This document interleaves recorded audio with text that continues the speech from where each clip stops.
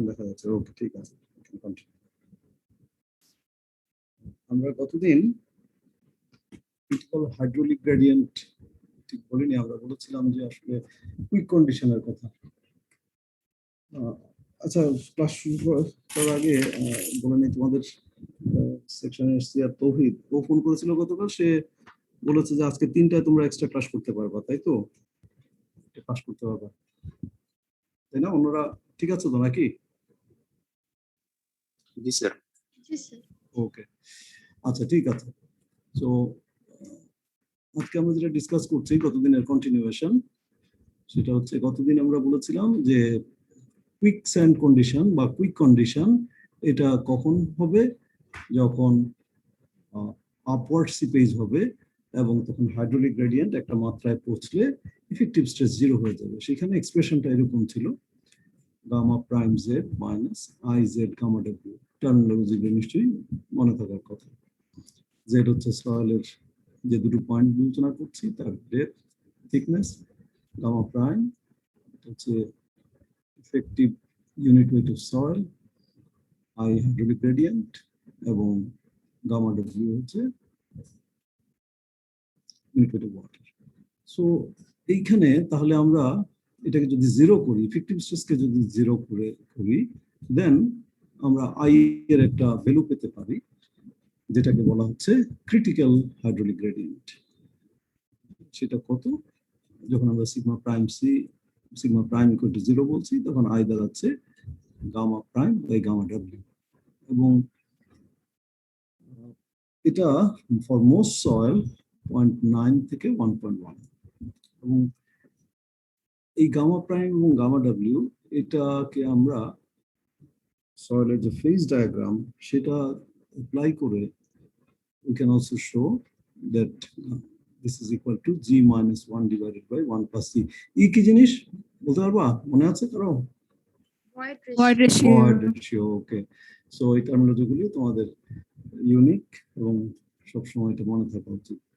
কাজেই আমরা এই বিভিন্ন প্যারামিটারের মাধ্যমে ক্রিটিক্যাল হাইড্রোলিক গ্রেডিয়েন্ট বের করতে পারি একটা সয়েলের, এবং সেই অনুযায়ী গ্রেডিয়েন্টটা যেন এটা এক্সিড না করে সেটা আমরা ট্রাই করতে পারি। এবং এখানে নিশ্চয়ই এই জিনিসগুলো তোমাদের মনে থাকা উচিত। সয়েলের মোটামুটি একটা ডেন্সিটি রেঞ্জ, ওয়াটারের এটা তো ফিক্সড, হ্যাঁ, এবং সয়েলের স্যাচুরেটেড ইউনিট ওয়েট কিলোনিউটনে বললে 13 থেকে 20, 21 এরকম। কংক্রিটের কত? কংক্রিট তো পড়ে এসছো সেকেন্ড ইয়ারে, থার্ড ইয়ারেও পড়ছো। কংক্রিটের কত unit weight? 150 PCF pound per কিউবে বললে 145, 150 এরকম। কিলোনিউটনে বললে 22, 23, 24 এরকম kilonewton per metre cube. So এই যে ধারণাটা যে কংক্রিটের ইউনিট ওয়েট একটু বেশি সয়েলের থেকে, না সেটাই।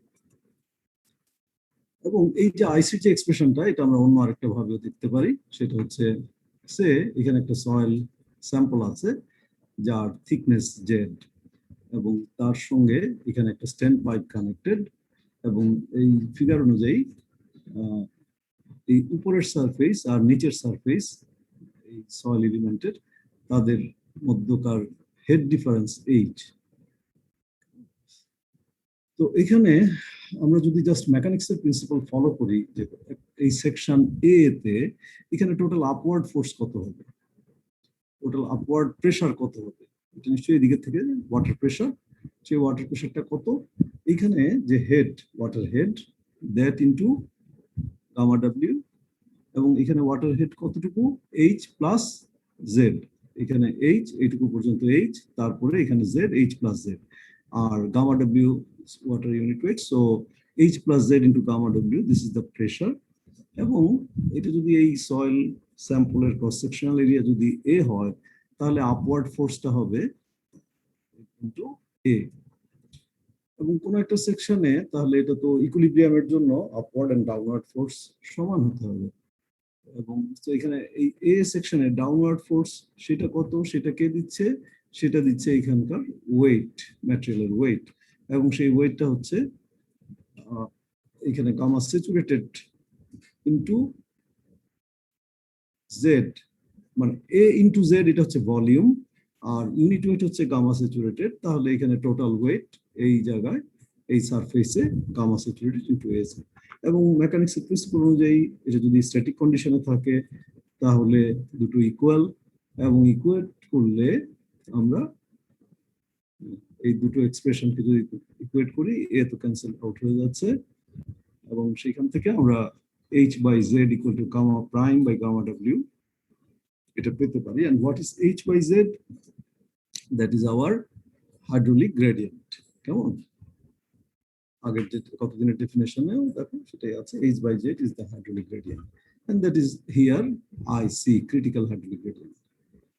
আচ্ছা, এই এক্সপ্রেশনটা তোমরা নিজেরা বের করার চেষ্টা করো যে gamma prime by gamma w equal to z minus 1 divided by 1 plus e।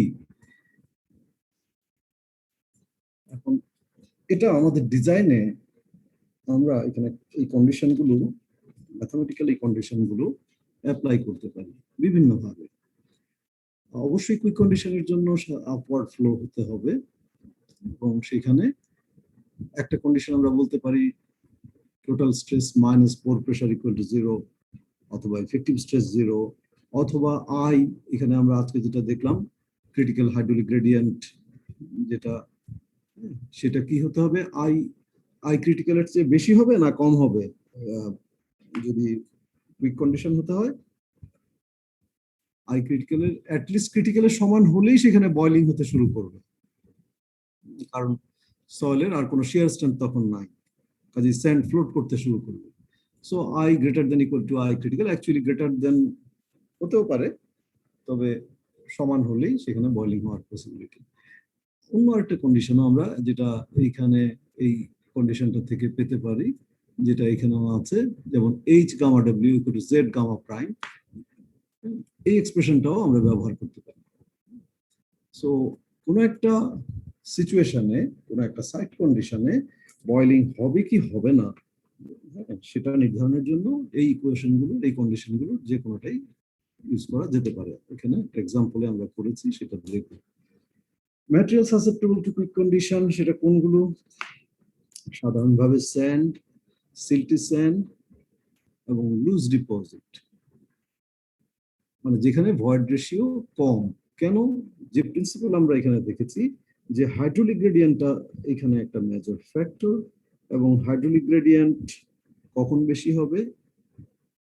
যদি সয়েলের মধ্যে পোর স্পেস বেশি হয় তাহলে হাইড্রোলিক গ্রেডিয়েন্ট বেশি হবে, আর যত ক্ষুদ্র পোর স্পেস হবে, যত ভয়েড কম হবে, তত ওয়াটারের পাথটা সাইনাস হবে এবং সেখানে এনার্জি লস বেশি হবে, বা ওয়াটার সয়েলের থিকনেস যত বেশি হবে, সো এই কন্ডিশনগুলোতে বয়লিং হবে না।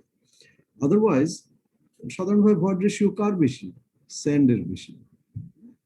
ক্লে পার্টিকেল সেখানে যদি থাকে সয়েলে, বিশেষ করে স্যান্ড হলেও যদি ওয়েল গ্রেডেড স্যান্ড হয়, সেই ক্ষেত্রে সাধারণভাবে তোমার স্মলার ভয়েড স্পেস গুলো স্মলার পার্টিকেল দিয়ে ফিল আপ হবে, তারপরে যে আরো স্মলার স্পেস সেটা আরো স্মলার ফাইন পার্টিকেল দিয়ে ফিল আপ হবে।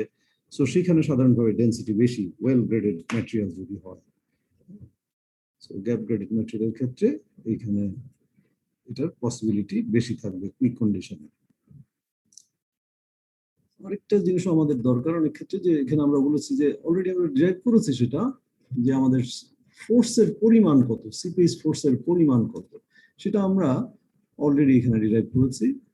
যে গতদিন নো ফ্লো কন্ডিশনে আমরা দেখেছি যে effective stress Z gamma prime, upward flow কন্ডিশনে Z gamma prime minus I Z gamma W, এবং ডাউনওয়ার্ড ফ্লো কন্ডিশনে Z gamma prime plus I Z gamma W, এই তিনটা আমরা দেখেছি। এখন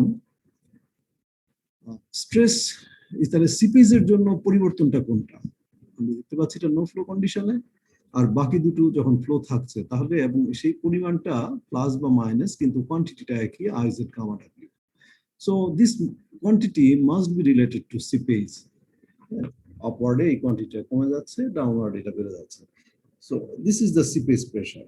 এক্সপ্রেশন থেকে এটা আমরা বলতে পারছি যে সিপিএস এর জন্য যে প্রেসারটা আপওয়ার্ড বা ডাউনওয়ার্ড কন্ডিশনে বিল্ড আপ হচ্ছে, that is i Z gamma W. এবং যদি এখন আমি ফোর্সের কথা চিন্তা করি, তাহলে ফোর্স কত হবে? সেটা একটু আগে এই এক্সাম্পলের এখানেও দেখেছো, মেকানিক্সের এখানেও দেখেছো, ফোর্স মানে pressure into area. So pressure into area. So এইখানেও যদি তোমাকে ফোর্স বের করতে হয় তাহলে তুমি pressure into area i Z gamma ডব্লিউ ইনটু এরিয়া। কিন্তু এখানে সয়েলের ভলিউম কত? Volume z into A. তাহলে পার ইউনিট ভলিউম কত হবে?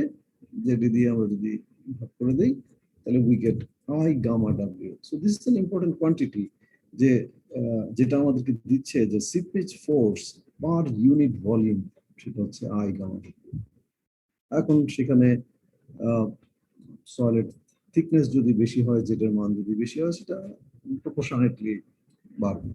সো পার ইউনিট ভলিউম, তাহলে দেখতে পাচ্ছ যে সিপেজ প্রেশার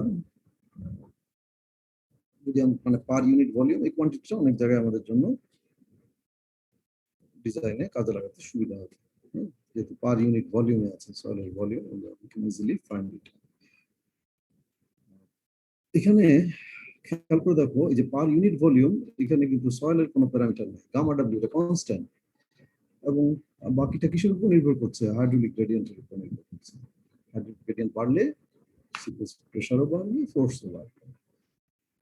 একটা এক্সাম্পল দেওয়া আছে,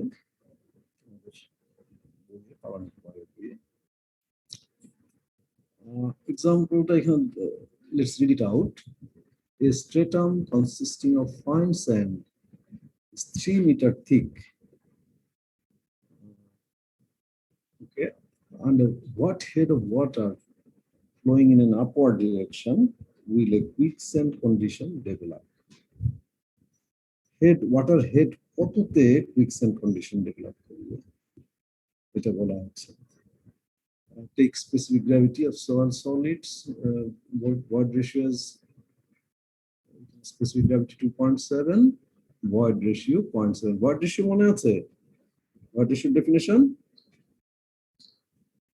কে বলবা?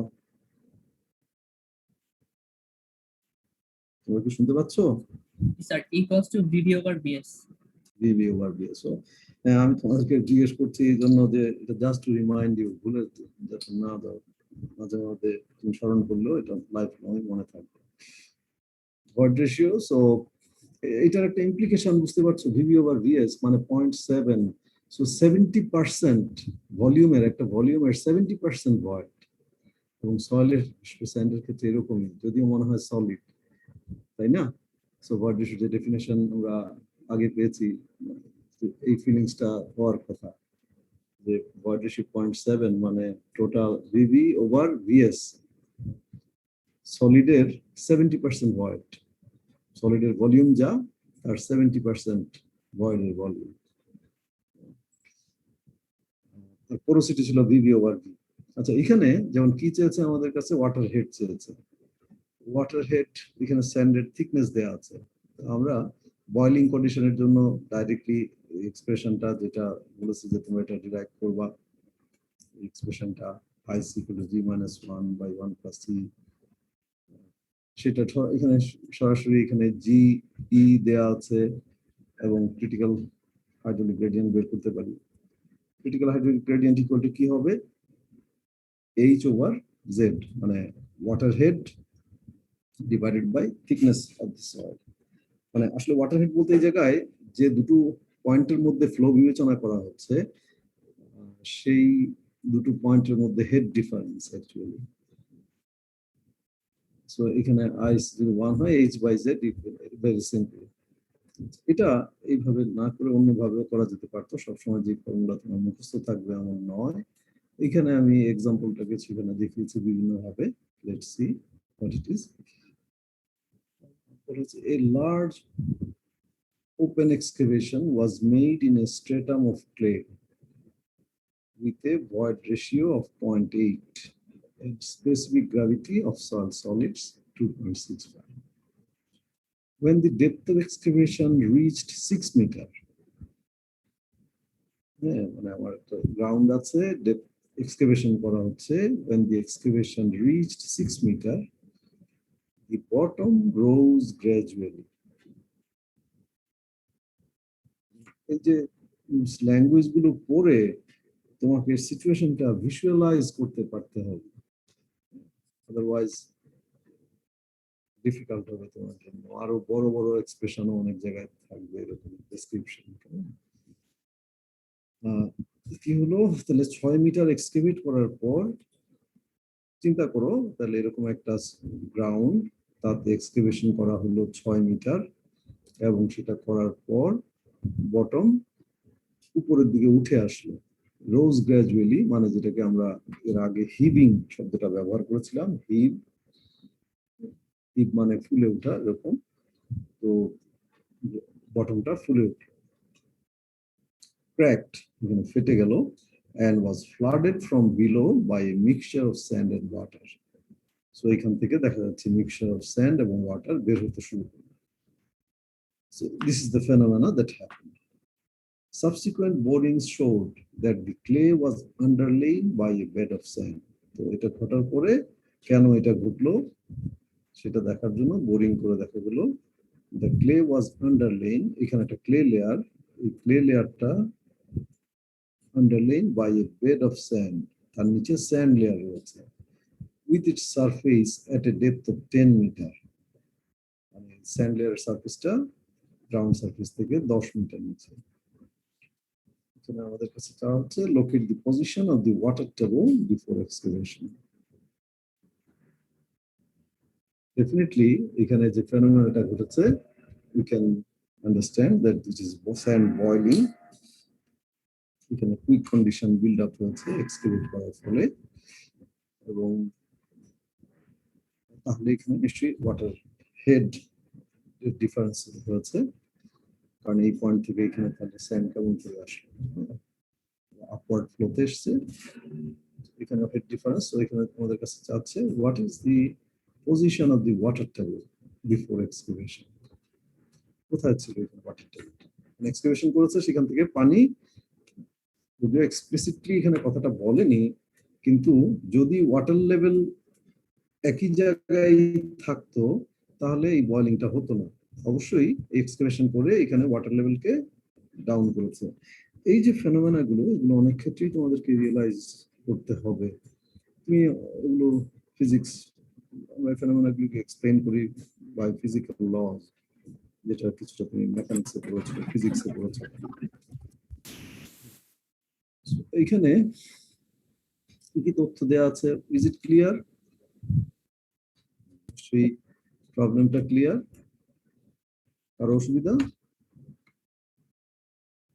তো এরকম প্রবলেম যখন ডেসক্রিপশনে থাকবে, অলওয়েজ ট্রাই যে একটা স্কেচ করতে, এটাকে তুমি স্কিমেটিক্যালি এটাকে এক্সপ্রেস করতে ফ্রিহ্যান্ডলি। এখানে প্লে লেয়ার, তার থিকনেস, এবং এটা শুধু এই প্রবলেমের ক্ষেত্রে নয়, তোমাকে এরকম ফাউন্ডেশন ডিজাইনের বিভিন্ন প্রবলেমের ক্ষেত্রেই তোমাকে এরকম একটা স্কিমেটিক ডায়াগ্রাম আঁকতে পারলে তোমার জন্য সহজ হবে। সো দেখো এখানে 6 মিটার এক্সকেভেশন, 10 মিটার নিচে স্যান্ড, এটা ক্লে লেয়ার, আর এখানে কোথাও এক জায়গায় ওয়াটার টেবল ছিল, এক্সকেভেট করার ফলে সেটাকে পাম্প আউট করেছে বা সরিয়েছে, সেটা নিচে নেমেছে, এবং নিচে এখানে হেড ডিফারেন্স তৈরি হয়েছে, সেই জন্য সো এটা সলভ করার জন্য উই হ্যাভ দিস 3 টুলস, যেগুলো আজকে এখানে বললাম যে কতদিন আমরা যেগুলো ডিসকাস করলাম, যে যেখান থেকে এই ডেরিভেশন গুলো আসবে, এই কন্ডিশন গুলো একই কন্ডিশন আসলে বিভিন্ন ভাবে এক্সপ্রেস করা, এই 3টা কন্ডিশন। তো সেটা যে কোনোটা আমরা ব্যবহার করতে পারি। তোমাদের বইয়ে যদিও এটা অন্যভাবে করা আছে, আমি সেটা করিনি, আমি তোমাদেরকে ফান্ডামেন্টাল প্রিন্সিপল থেকে কিভাবে করা যায় সেটাই দেখানোর চেষ্টা করছি। First of all, if you consider যে ইফেক্টিভ স্ট্রেস 0 হয়ে গিয়েছে, তখন কি হচ্ছে? ইফেক্টিভ স্ট্রেস কোন পয়েন্টে? এই পয়েন্টের ইফেক্টিভ স্ট্রেস 0, সেই জন্য এখান থেকে স্যান্ড উপরে উঠে এসেছে। Effective stress 0 means আমার সেখানে টোটাল স্ট্রেস মাইনাস পোর প্রেশার।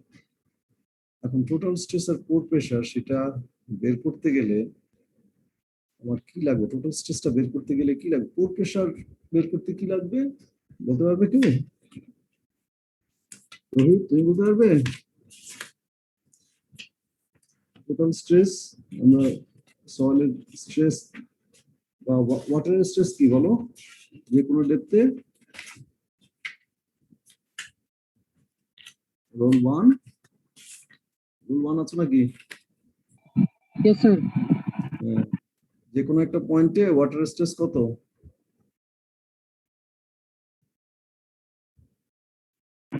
স্যার মনে নাই। হ্যাঁ যে কোনো ওয়াটারের স্ট্রেস কত হবে এটা তোমার মনে নাই স্যার এই নিউটনের ফর্মুলা যেটা আছে ওইটা দিয়ে। তুমি যেটা বললে এটা তো আমাকে বলতে পারলে কিন্তু তুমি যখন চাকরিতে ঢুকবে ইন্টারভিউ দিবে এরকম উত্তর দিলে তো তোমার দুর্গতি আছে কপালে আর এইচ রো জি কি তো তুমি এটা 7, 8, 9 পড়ে আসছো যে জিনিস গামা ডব্লিউএইচ এটা গামা ডব্লিউএইচ এই জিনিসটা কি তোমাকে মনে নাই আনসারটা কি অ্যাপ্রোপ্রিয়েট হলো তুমি নিজেকে জিজ্ঞেস করে দেখো তোমার নিজের বিবেক কি বলে মনে নাই বলাটা সহজ কিন্তু এটার কনসিকুয়েন্স অনেক তোমার লাইফের জন্য অনেক তাই জন্য মনে করবো যে এত আসলে বুয়েটে ঢুকলো কেমন করে পাশ করলো কেমন করে অথবা বলবে যে বুয়েট এখন তো আর এখানে ভালো ছাত্র পড়ে না বা ভালো ছাত্র ঢুকে থাকলেও তার পড়াশোনা হয় না বুয়েটে এরকম কথাই তো বলবে এই আনসার যাই হোক এখানে সিগমা যেটা বলছি ওয়াটার প্রেসার এটা তো আমরা আলোচনা করেছি এটা তুমি আর্কিমিডিসের প্রিন্সিপালে পড়ে এসছো যে কোনো বিন্দুতে সব দিকে সমান এবং সেটা গভীরতার উপর নির্ভরশীল হ্যাঁ আমার তো মনে আছে এই বাংলা টার্ম যখন আমি এসএসসি লেভেলে পড়েছি আর কত আগে সেটা এইচএসসি লেভেলে এসএসসি লেভেলে 28-9 এটা ভুলে যাওয়ার তো কোনো কারণ না এন্ড যাই হোক সয়েলের স্ট্রেস কি হবে সয়েলের স্ট্রেস কত হবে কোন একটা পয়েন্টে এই পয়েন্টে এটা আমরা অনেক জায়গায় আজকেও ব্যবহার করেছি সয়েলের স্ট্রেস কি হবে gamma saturation into gamma saturation two যদি ড্রাই হতো তাহলে সয়েলের gamma saturation into Z gamma Z মানে মূল জিনিসটা হচ্ছে গামা জেড তাই তো গামা জেড কেন তুমি একটা ইউনিট এরিয়া চিন্তা করো স্ট্রেস মানে তো একটা ইউনিট এরিয়া সেই ইউনিট এরিয়া অর্থাৎ যে সয়েল এলিমেন্টটা বলছো ক্রস সেকশন এরিয়া 1 সেটা 1 কিউবিক ফিট বা 1 কিউবিক মিটার যেটাই হোক তুমি যদি এফপিএস সিস্টেমে চিন্তা করো তাহলে 1 কিউবিক নয় 1 square feet cross section area তো তার উপরে যদি জেড ডেপথের সয়েল থাকে তো সেটার ওয়েট কত হবে যেহেতু ক্রস সেকশন 1 তোমার থিকনেস জেড ভলিউম কত জেড তো ভলিউম জেড হলে তার ওয়েট কত that volume into unit weight so তুমি যদি ফান্ডামেন্টাল থেকে চিন্তা করতে পারো তোমার ব্রেন যদি সেইটুকু শার্প হয়ে থাকে তাহলে এখানে যেমন যেহেতু পানির নিচে তার ডেনসিটিটা gamma saturated so sigma gamma saturated আমার সিগমা বের করতে গেলে গামা স্যাচুরেটেডটা প্রয়োজন হবে ইউএ সেটা গামা ডব্লিউ কনস্ট্যান্ট সো সেটার এবং ডেপথ সেটার জন্য আমার ডেপথ জানা আছে সো আমার এখানে কি প্যারামিটারটা দরকার এটা ইভ্যালুয়েট করতে গেলে আমার গামা স্যাচুরেটেড দরকার এই যে কথাগুলো এতগুলো কথা বললাম কেন যে তুমি এইটা ইকুয়েশন জানো যে এই ইকুয়েশনটা ব্যবহার করতে হবে কিন্তু এই ইকুয়েশনটা ইভ্যালুয়েট করতে গেলে এখানে এটা এই সিগমা কি প্যারামিটার লাগবে সেটাই যদি কল্পনা করতে না পারো তাহলে তো তুমি আগাতে পারবে না হ্যাঁ এবং মুখস্থ করে তুমি কিছু করতে পারবে So ওই ফোর্সি করার জন্য we need gamma saturated এখানে at point A মানে আসলে গামা স্যাচুরেটেড কোনো পয়েন্টে নয় গামা স্যাচুরেটেড তো সয়েলের কোন লেয়ারের এটা হচ্ছে কোন লেয়ারের কারণ আমার এখানে ইউনিট ওয়েট যে হিসাব করছি কোনটাই এ পয়েন্টের স্ট্রেস হিসাব করছি সো উপরের লেয়ার ক্লে সয়েলটার আমার গামা স্যাচুরেটেড দরকার এখানে সাবস্ক্রিপ্টে আমি সি ব্যবহার করেছি two refer to clay and gamma saturated এই ক্লে লেয়ারের কথা বলছি এটা হোমোজেনিয়াস লেয়ার এখন এটা পেতে আমার আর কি তথ্য আছে সরাসরি তো দেয়া নাই এখানে আর কি তথ্য দেয়া আছে আমার কাছে ভয়েড রেশিও আর স্পেসিফিক গ্র্যাভিটি সো তুমি বইয়ে দেখবা ডাইরেক্টলি বিভিন্ন রকমের এক্সপ্রেশন আছে এই ই আর জি এটার মাধ্যমে ইউনিট ওয়েট পাওয়া যায় এরকম এক্সপ্রেশন আছে, এটা বোধহয় আমার আগের ক্লাস নোটেও আছে। কিন্তু তুমি যদি ফান্ডামেন্টাল তোমাকে যদি বলা হয় যে বেসিক প্রিন্সিপাল ব্যবহার করে বা ফেজ ডায়াগ্রাম ব্যবহার করে করতে হবে তোমাকে, বা তোমার এক্সপ্রেশন মনে নাই, সব মনে রাখতে গেলে অনেক চাপ পড়বে তোমার ব্রেন। এটা আমাদের যে এক্সপ্রেশন দেওয়া আছে সেটা থেকে বের করতে পারি সহজে। এখানে কিভাবে দেখো, ভয়েড রেশিও দেওয়া আছে, void ratio VB over VS. So আমরা যদি ভিএস কে 1 বলি তাহলে ভিবি কত হবে, এখানে ই দেওয়া আছে 0.8, সো ভিবি 0.8। এটা আমার ভলিউম, এই সাইডে এদিকে প্লট করছি ফেজ ডায়াগ্রামে। আমরা ওয়েট, এটা যেহেতু পানির নিচে স্যাচুরেটেড তাহলে এখানে কোনো এয়ার থাকবে না, সো এই সয়েলের এই এটা টোটাল ওয়েট ডব্লিউএস, এবং ওয়াটারের যে ভলিউম 0.8 সেটা ওয়েট অফ ওয়াটার। তো এখানে যেহেতু VS1 VB 1টা আমি অ্যাসিউম করে নিচ্ছি বলেই VB 0.8, কাজেই সরি E 0.8, সেজন্য VB 0.8 হয়েছে, এটা অ্যাসিউমড। VS1 এটা অ্যাসিউম করেছি। তো এখান থেকে আমরা VB পেয়ে যাচ্ছি 0.8। তো আমি ভলিউম সয়েল পেলাম ধরেছি 1, ভলিউম অফ ভয়েড পেলাম 0.8, টোটাল ভলিউম পেয়ে যাচ্ছি। আর টোটাল ওয়েটটা দরকার, টোটাল ওয়েট সেটা পাবো কি করে, ওয়েট অফ সলিড এবং ওয়েট অফ ওয়াটার যোগ করে। ওয়েট অফ ওয়াটার কতটুকু হবে, that is simple, this volume into gamma W. Volume এখানে পেয়েছি 0.8 metre cube, 0.8 into gamma W 9.81, so কিলোনিউটনে ওয়েট অফ ওয়াটার পাচ্ছি। একই রকম ভাবেই ওয়েট অফ সলিড কি হবে, unit weight of solid into VS, এবং ইউনিট অফ সলিড সেটা তোমরা G gamma W, specific gravity into gamma W, এটা স্পেসিফিক গ্র্যাভিটি ডেফিনেশন, সেটা তোমরা সি লেভেল থেকে পড়ে এসছো, এবং so you can find it. তাহলে আমার gamma saturated, that is total weight divided by total volume, সেটা পাচ্ছি সহজে। সো এইটা পাওয়ার জন্য এই ইকুয়েশনটা আমি টার্গেট করেছি যে এটা ব্যবহার করবো বা এটা ব্যবহার করতে হবে। সো সেইখান থেকে দেখো এটা আমার ভিশনে গামা স্যাচুরেটেড বের করা দরকার, সেইটুকু যদি তুমি কল্পনায় দেখতে না পাও তাহলে আগাতে পারো। আমি গামা স্যাচুরেটেড যখন পেয়ে গেছি তাহলে আমার এ পয়েন্টে স্ট্রেস কত, এ পয়েন্ট এখানে স্ট্রেস কত, সেটা টোটাল স্ট্রেস এখানে হিসেবে লিখেছি। সো গামা স্যাচুরেটেড ইনটু এই হাইটটা কত, সেটা হবে H2 মাইনাস H1 এই ফিগার অনুযায়ী, তাই তো। 10 মিটার ক্লে লেয়ার, 6 মিটার কাটা হয়েছে, তাহলে বাকি যেটুকু থাকলো। সো এখানে gamma saturated into H2 minus H1, এটা আমার সিগমা এ। আর পোর প্রেসার যেটা হওয়ার কথা, পোর প্রেসারটা কত, পোর প্রেসারটা এখানে আমরা ওয়াটার রিমুভ করেছি কিন্তু বাইরে তো সেটা রয়ে গিয়েছে সয়েলের মধ্যে। সো এখানে ওয়াটার হেড এই জায়গায় রয়ে গেছে সয়েলে, তো সেটা কত, এখানে ওয়াটার হেডটা সেটা হবে H2 মাইনাস H3।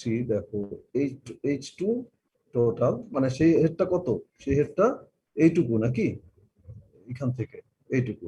তো সেটা আমার এই ফিগার অনুযায়ী H2 মাইনাস H3, আমাদেরকে আসলে বের করতে বলা হয়েছে H3, এখানে locate the position of water table before excavation. So H3টা বের করতে বলা হয়েছে, H2 মাইনাস H3, এন্ড এখানে in terms of H3 we get UA, তাহলে sigma A equal to UA এক্সপ্রেশনের মধ্যে শুধুমাত্র H3 unknown and we get H3. So this is one way, এটা যে আমি ইফেক্টিভ স্ট্রেস 0 অথবা total stress equal to poor pressure, এই concept বের করে আমি H3 বের করব।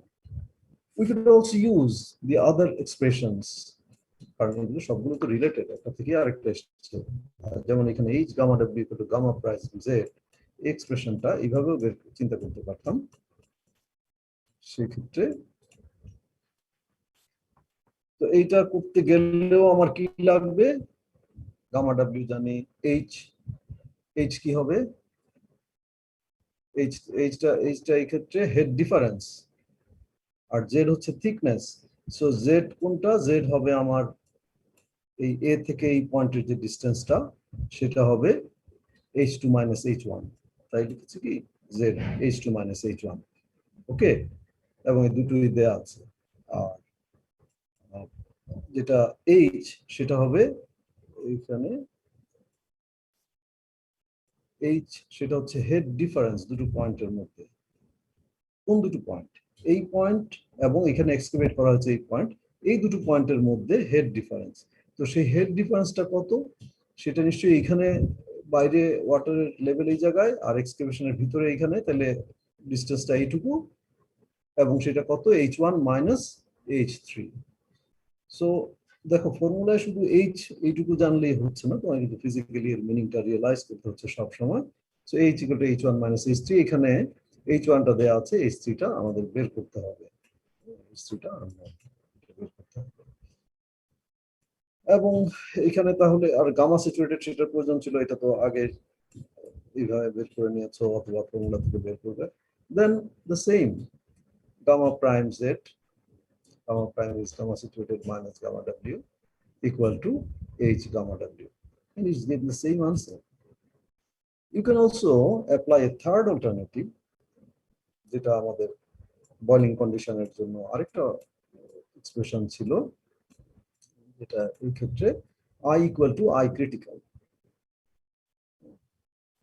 সেই এক্সপ্রেশনটাও এখানে ব্যবহার করা যেতে পারে। এবং I critical এর মান কত? That is gamma prime by gamma w। আচ্ছা, I এর মান কত? I কত এখানে? h by z। দেখো h equal to সে আগের মতো h1 minus h3, z equal to h2 minus h1, and gamma prime gamma w। So যেভাবে তুমি চিন্তা করো সবই একই, আসলে ঘুরে ফিরে একই। তোমাদের বইয়ে যেভাবে করা আছে, বইয়ে জাস্ট ফর্মুলা ব্যবহার করেছে, এই যে গামা প্রাইমের জন্য g minus 1 divided by 1 plus c into gamma w, এটা গামা প্রাইমের ফর্মুলা। মুখস্থ থাকলে এটা ব্যবহার করতে পারো, কিন্তু যদি তোমাকে ফান্ডামেন্টাল বা বেসিক প্রিন্সিপাল অ্যাপ্লাই করতে বলে, তাহলে তখন তো তোমাকে এইভাবে আমি যেটা দেখালাম এই জায়গায় তোমাকে বের করতে পারতে হবে। Actually it doesn't take much time. তো বইয়ে যেভাবে করা আছে এবং বইয়ে যে কন্ডিশনটা ব্যবহার করেছে সেটা আমরা এখানে করেছি। বইয়ে দ্বিতীয় কন্ডিশনটা এইভাবে ব্যবহার করেছে, এটা এই ফর্ম একই সব এই ফর্মটা ব্যবহার করেছে। এটাতে কোনো প্রশ্ন তোমাদের?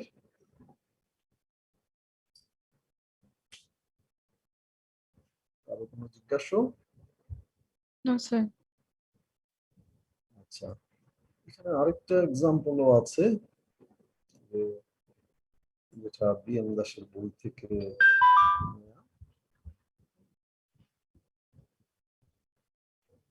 ডাউট করো। A cut is made in a steep saturated clay that is underlain by a layer of sand. একটা ক্লে লেয়ার আগের মতোই আন্ডারলেইন, তার নিচে একটা স্যান্ড লেয়ার আছে। এই ফিগার এখানে দিয়েছে, না দিলেও তোমাদেরকে ড্র করে নিতে হতো। What should be the height of water H in the cut? এখানে বলেছে যে এটা যদিও দেখতে একটু অস্পষ্ট হতে পারে, H মানে এই কাটের মধ্যে ওয়াটারের হাইট কত হতে হবে, so that the stability of the saturated clay is not lost.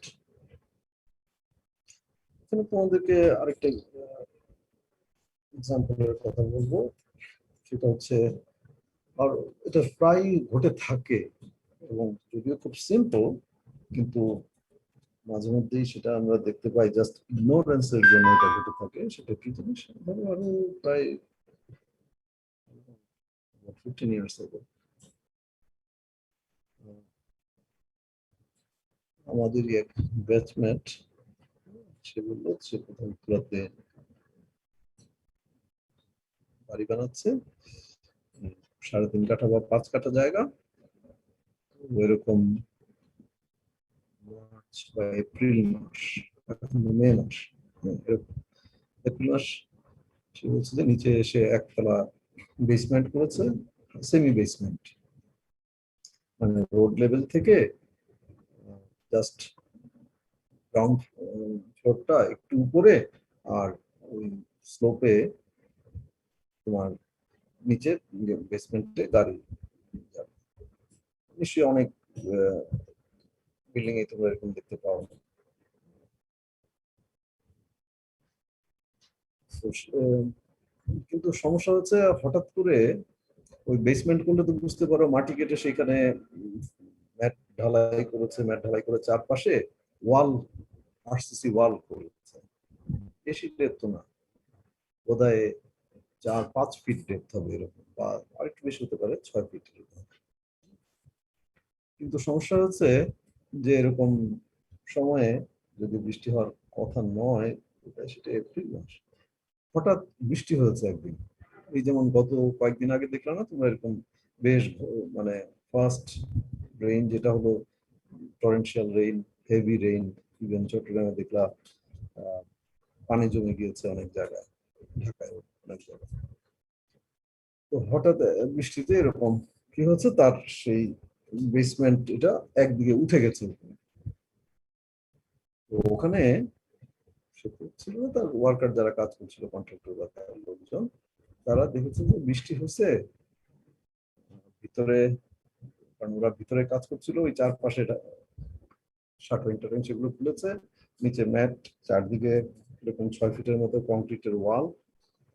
তো যখন ওখানে শাটারিং করা ছিল, খুব বেশি জায়গাও না, পাশের জায়গা, পাশের প্লটের থেকে এসে তার পাশের প্লটের মাটি কাটার কথা নয়, তবু তার ওয়ালটা করার জন্য ধরো 4 ইঞ্চি বা মতো গ্যাপ হবে, যেখানে মাটি কেটেছে সেখান থেকে তার ওয়াল, মানে ওখানে মাটি কেটে ওয়ালটা শাটারিং করেছে, তো মাটির সঙ্গে হয়তো 3-4 ইঞ্চি গ্যাপ হবে, আর ভিতরে তো তার এরিয়া।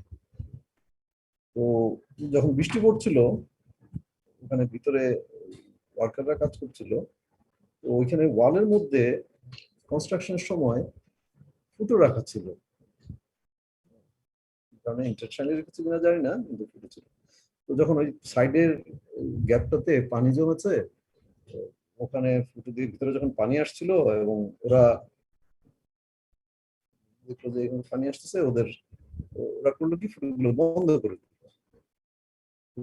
তাতে কি হলো, বৃষ্টির পানিটা বাইরে, তাইলে ওয়াটার লেভেল বেশি, তাও বেশি না, 4-5 ফিট এরকম, এবং সেখানে খুব ওয়াটার ভলিউমও খুব বেশি না। কতটুকু গ্যাপ, এই যে বলছে ধরো 50 ফিট লেন্থ বা 40 ফিট লেন্থ হবে একদিকে, আরেকদিকে হয়তো 40 ফিট এরকম হবে, বেশি হবে, 5 কাঠা হবে, 50 ফিট, 40 ফিট এরকম হতে পারে। 5 কাঠা মানে ধরো 3500 স্কোয়ার ফিট, আর 3 কাঠা 3.5 কাঠা, আমার এক্স্যাক্টলি এখন খেয়াল নাই, 3.5 কাঠা, 1 কাঠা তো 720 স্কোয়ার ফিট। তো ওখানে তো ভলিউম খুব অল্প পরিমাণ পানি, কিন্তু ওয়ার্কার হচ্ছে যে এখানে ভিতরে পানি ঢুকছে, আমাদের এখানে মাল সামানা আছে, জিনিসপত্র আছে, ওরা ফুটগুলো বন্ধ করে দিয়েছে। তো তাতে কি ইফেক্ট হচ্ছে, বুয়েন্সিতে ওটা একটা জাহাজের মতো একদিক ভেসে গিয়েছে।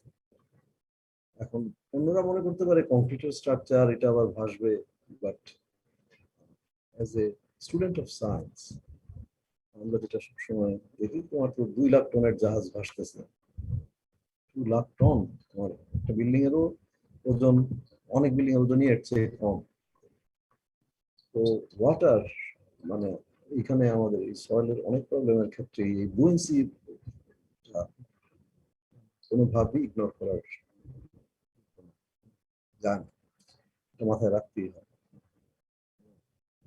ইভেন যেমন একটা স্ট্রাকচার আমরা ডিজাইন করছি 4 বেসমেন্ট সহ, আমরা ভেটিং করছি, এই 4 বেসমেন্টে আমরা দেখছি যে 9 তলা বিল পর্যন্ত কনস্ট্রাকশন করার আগ পর্যন্ত বুয়েন্সি ফোর্স ব্যালেন্স হবে না। এখন হয়তো ড্রাই, কিন্তু হঠাৎ বৃষ্টি হলে স্যাচুরেটেড হয়ে গেলে সয়েল, যে বুয়েন্সি ডেভেলপ করবে সেটাতে, অর্থাৎ বিল্ডিংটা 9 তলা হওয়ার আগ পর্যন্ত যে লোড, সেটা সাফিসিয়েন্ট হবে না। 9 তলা হলে সাফিসিয়েন্ট হবে বুয়েন্সিকে ব্যালেন্স করার জন্য। ইটস ভেরি সিম্পল, এটা তোমরা বুয়েন্সি ফোর্স, আর্কিমিডিস প্রিন্সিপাল সেগুলো নিশ্চয়ই দেখেছো। আমি জাস্ট তোমাদেরকে পয়েন্ট আউট করলাম যে it's very simple, Seely matter, কিন্তু কনসিকুয়েন্স ইজ ভেরি ডায়ার। তো এইখানের এক্সাম্পলটা, এটা দিয়ে আমি শেষ করছি। এটা তোমাদের আসলে এখানে এক্সপ্লেন করার মতো না, ওই যে sigma A minus U A পয়েন্টে ইজ দ্য সেম, এখানে কি ইউনিট ওয়েট দেওয়া আছে, স্যাচুরেটেড ফেজ ইউনিট ওয়েট দেওয়া আছে, এটা বের করতে হচ্ছে না। হ্যাঁ, সিগমা এ এট পয়েন্ট এ, সেটা হচ্ছে gamma saturated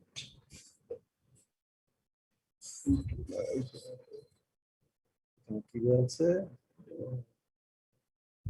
h into gamma w, so h কতটুকু এখানে a আর এই পয়েন্টের ভিতরে এখানে 5 আর এখানে টোটাল কত 7 এই ডেপ পর্যন্ত, so it's 2 meter into gamma w, that is এখানে টোটাল স্ট্রেস যেহেতু হিসাব করছি এবং এর উপরে পানি আছে সেই পানির ওয়েটটা এখানে হিসাব হয়েছে h gamma w। R UA at point UA এখানে UA এখানে কিভাবে যাচ্ছে, এখানে UA তে হেড কত সেখানে একটা স্ট্যান্ড পাইপ দিয়ে দেখিয়েছে যে এখানে 3.5 মিটার ওয়াটার হেড এই পয়েন্ট, তাহলে এখানে water pressure 3.5 into gamma w, so if you just equate this two you get কোনটা আননোন আছে h এখানে যে এই ওয়াটার depth সেটা আননোন আছে h gamma w, so you just use h, so it's very simple যে তুমি কল্পনা করতে পারো। তোমাদের কারো কোনো জিজ্ঞাসা বলা আছে ক্লাস এখানে এইটুকুই, তোমাদের কারো জিজ্ঞাসা নাকি ক্লাসে আছো? জি স্যার। আচ্ছা এখানে আমি একটা লেখা দেখতে পাচ্ছি, এটা কার? No class sharing with a murderer, এটা কার? এটা আমাদের সবার দেওয়া। কেন? স্যার এটা হচ্ছে আশা করি আপনি জানেন স্যার 2019 সালে আমাদের ব্যাচে যে একজন ট্রিপলি ডিপার্টমেন্টে আবরার হত্যা করা হয়েছিল, তো সেই হত্যা মামলার সাথে একজন জড়িত ছিল আশিকুল ইসলাম বিটু, কেমিক্যাল ইঞ্জিনিয়ারিং ডিপার্টমেন্টের 16 ব্যাচের স্টুডেন্ট। তো সামহাউ স্যার কিছু কারণে পুলিশের চার্জশিটে তার নাম ছিল না, কিন্তু বুয়েট অথরিটি তদন্তে তার নামটা ধরা পড়ে এবং তাকে স্যার একাডেমিক ভাবে বুয়েট থেকে পার্মানেন্টলি বহিষ্কার করা হয়। কিন্তু সম্প্রতি সে স্যার একটা স্টে অর্ডার নিয়ে এসে ক্লাস করছে আমাদের ব্যাচের কেমিক্যাল ইঞ্জিনিয়ারিং ডিপার্টমেন্টের সাথে।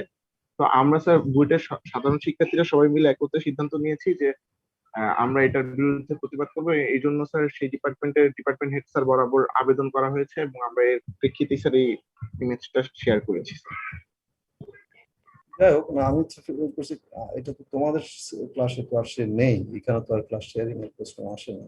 হ্যাঁ, তোমাদের এই কোর্স গুলো নাই, তোমাদের ডিপার্টমেন্টেও সে নেই। Okay, so I was rather astonished যে এটা এখানে কেন আসলো। Okay, I understand your feelings, সেটা অবশ্য আইন তোমাদের জন্য যা আমার জন্য তা সেখানে। তো ঠিক আছে, তোমাদের যদি কোনো প্রশ্ন, তোমাদের কোনো প্রশ্ন আছে আজকে যা ডিসকাস করলাম?